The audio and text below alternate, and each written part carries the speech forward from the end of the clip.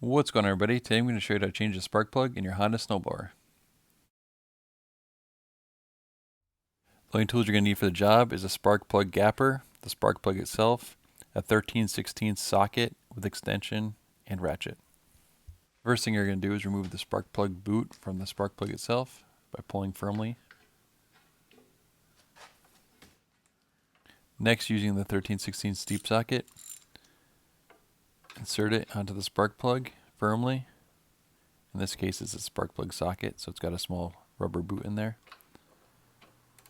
And then gently loosen the spark plug, turning counterclockwise.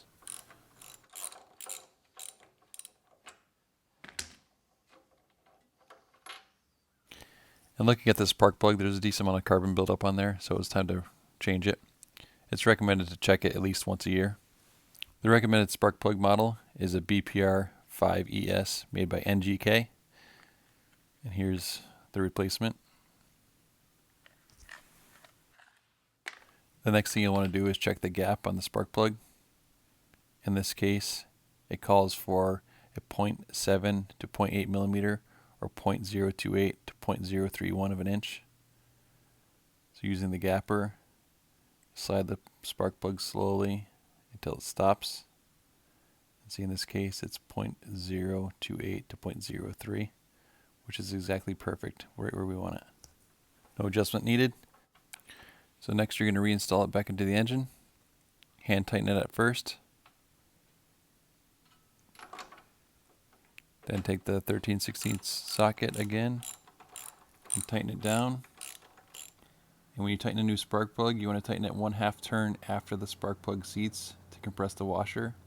If you're reinstalling an old spark plug, you want to tighten it 1/8 to 1/4 of a turn after the spark plug seats to compress the washer.